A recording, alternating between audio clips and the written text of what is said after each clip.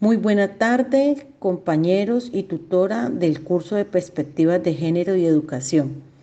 Mi grupo de trabajo está conformado por Ángela Patricia Zapata, Mireya Ruiz Hurtado y quien les habla, Sandra Vitalia Ordóñez Bastidas.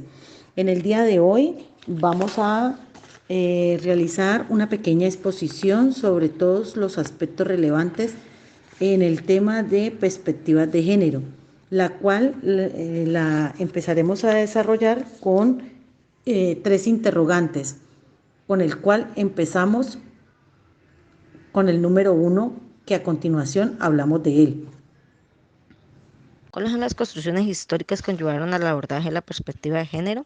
Para entender el concepto de género, es de destacar la publicación del artículo de ESCO 1990 titulado El género, una categoría útil para el análisis histórico.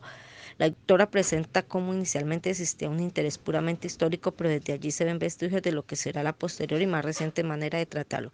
Su aporte permite analizar la problemática de género desde el sentido histórico contextual del concepto en cuestión. Inicialmente, ESCO cuestiona la tradicional concepción de género, la cual se limita a entenderlo como la manifestación de lo masculino y lo femenino, negando la posibilidad de integrar otras opciones sexuales humanas. Hasta hace poco tiempo, en los diccionarios de casi todas las lenguas, como el Fowler Dictionary o el Modern English Usage Butterfield 2015, se interpretaba género como un término estrictamente gramatical para hablar de personas o criaturas del género masculino y femenino.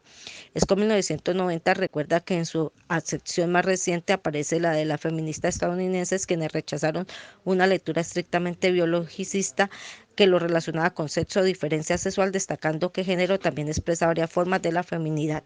Como antecedentes históricos biologistas del movimiento feminista, se ubica a finales del siglo XIII, cuando Guillermine de Bohemia planteó crear una iglesia de mujeres. Otras rescatan como parte de la lucha feminista a las predicadoras y brujas, pero es recién a mediados del siglo XIX cuando comienza una lucha organizada y colectiva. Las mujeres participaron en los grandes acontecimientos históricos de los últimos siglos, como el Renacimiento, la Revolución Francesa y las revoluciones socialistas, pero en forma subordinada. Es a partir del sufragismo cuando reivindican su autonomía. Dentro de las construcciones históricas más recientes que conllevaron al abordaje de la perspectiva de género, se debe hablar del predominio del paradigma positivismo, que volvió invisible a las mujeres. La historia positivista de los siglos XIX y XX tuvo como objetivo rescatar el mundo público, tajantemente separado del privado. Este movimiento respondió al momento político de su época, la construcción simbólica de las naciones y el énfasis en el desarrollo de la ciencia y la tecnología como motores del progreso. Tuñón, 1990.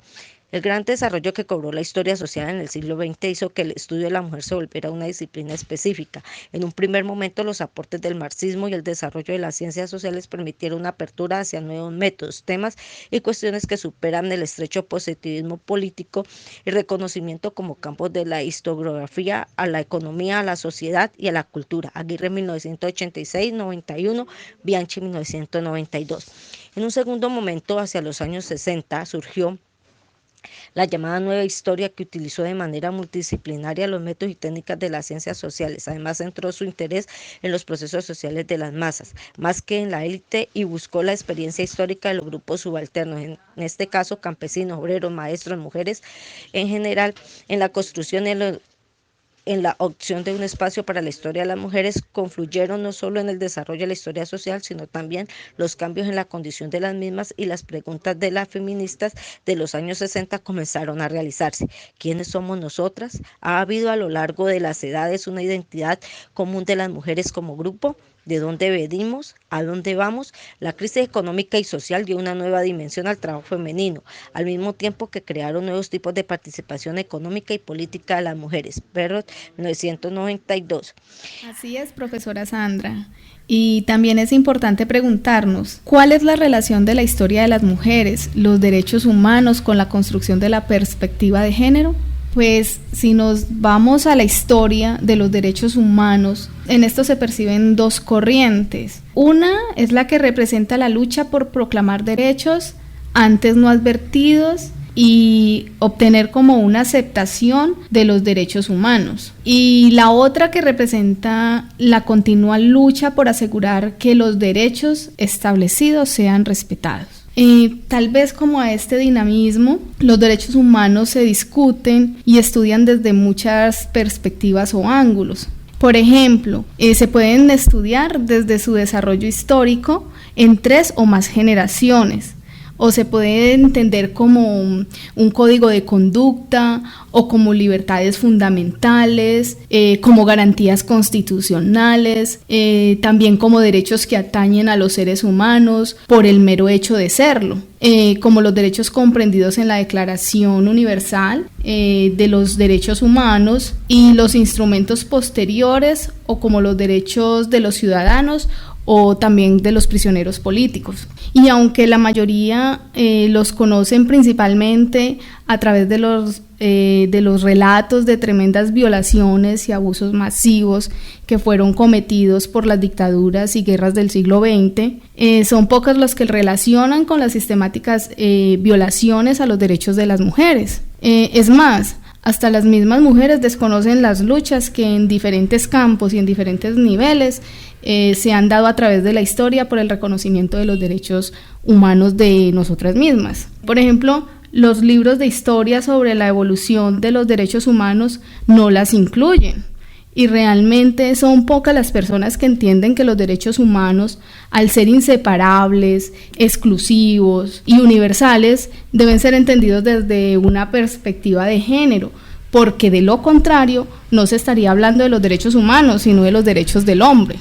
Si nos vamos un poquito como a la historia, en el año 2003 el concepto de los derechos de las mujeres son derechos humanos. Es aceptado por la gran mayoría de los y las defensoras de los derechos humanos, aunque no podríamos decir lo mismo de la gente del común. Pero dentro del mundo de los derechos humanos, el concepto es tan aceptado, en teoría al menos, que muchas personas que recién entran a este mundo se preguntan por qué es necesario aún definirlos.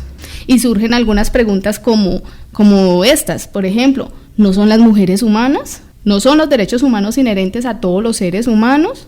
No siempre fue así. Las mujeres hemos tenido que luchar por la humanidad durante quizás miles de años, y en realidad la idea de los derechos de las mujeres sin lo humano o lo internacional es un concepto muy reciente si se toma en cuenta los 5 o 6 mil años que la humanidad ha estado viviendo bajo el patriarcado. Eso de que la idea de que los hombres y las mujeres podían tener iguales derechos tuvo que ser aceptada.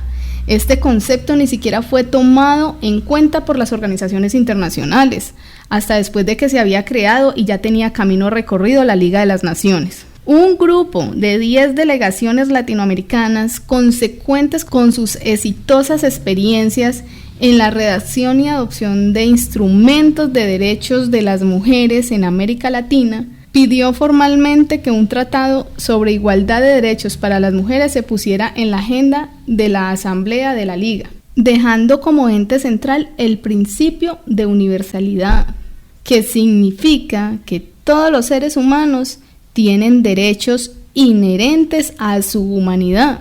Por lo tanto, nosotras las mujeres de cualquier etnia, edad, clase, condición, capacidad, entre otras, al ser igualmente humanas que los hombres, tenemos derecho al goce y el ejercicio de todos ellos. Bueno, pues para darle continuidad a este tema tan importante, la profesora Mireya nos habla cómo se genera el encuentro de la educación y la perspectiva de género.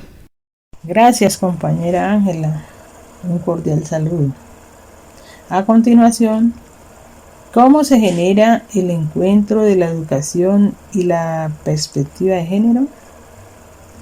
En países como el nuestro, los índices de maltrato y violencia infantil son alarmantes. El grupo etario más vulnerable fue el comprendido entre 10 a 14 años. El grado escolar más afectado fue el de la básica primaria.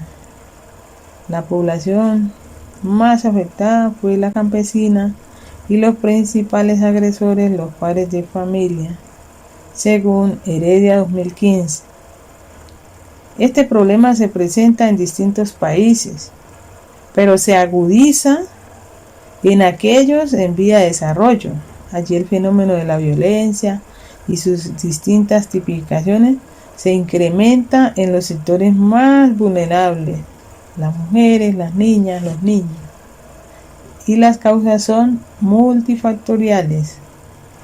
Desafortunadamente a la situación anterior se le suma la complejidad de la palabra género, que es problemática y su significado aún está en construcción.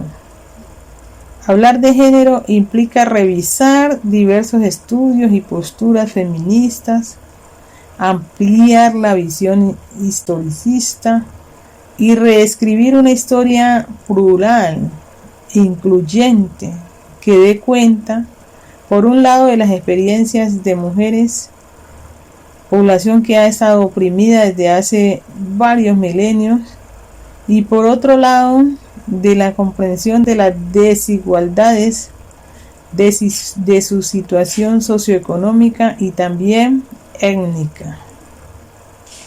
Las autoras García y Bilinkis 2013 desarrollan un estudio en Buenos Aires. Proponen capacitar a docentes sobre niñez, género y educación. Encuentran que en el ambiente escolar existen concepciones de género que son necesarias de debatir, lo cual implica todo un proceso de reeducación, analizando cómo ha sido la intervención de los docentes frente a las problemáticas concretas que presentan los menores de edad. En este sentido, el papel de la educación es fundamental, pero es necesario que desde las mismas instituciones educativas se abran espacios de debate y de capacitación para no seguir reproduciendo la historia de lo mismo, la historia de la opresión sexual que recae con todo su peso más en el género femenino. El gran problema sigue siendo el cambio de mentalidad patriarcal que está presente en todas las esferas de la cultura y sigue reproduciéndose en la niñez y la juventud. Existen muchos estudios que, como se ha visto, impulsan el cambio, pero el compromiso debe ser mayor, debe involucrar a todas las instancias económicas, políticas y culturales del mundo. Se debe garantizar políticas a favor de la mujer. Sin duda, una educación de género puede ayudar a la prevención de sus problemáticas. Contribuirá a disminuir la desigualdad en el proceso de construcción de la personalidad de niños y niñas y en su evolución y desarrollo. De esta forma, los saberes que se transmiten en la escuela dejarían de ser androcéntricos. Es necesario desarrollar acciones positivas y tomar medidas correctoras en los sistemas educativos, lo cual requiere una formación permanente del profesorado y de todos los profesionales de la educación, porque se trata de su futuro, para favorecer su formación profesional y la construcción equitativa de su propia subjetividad. Muchas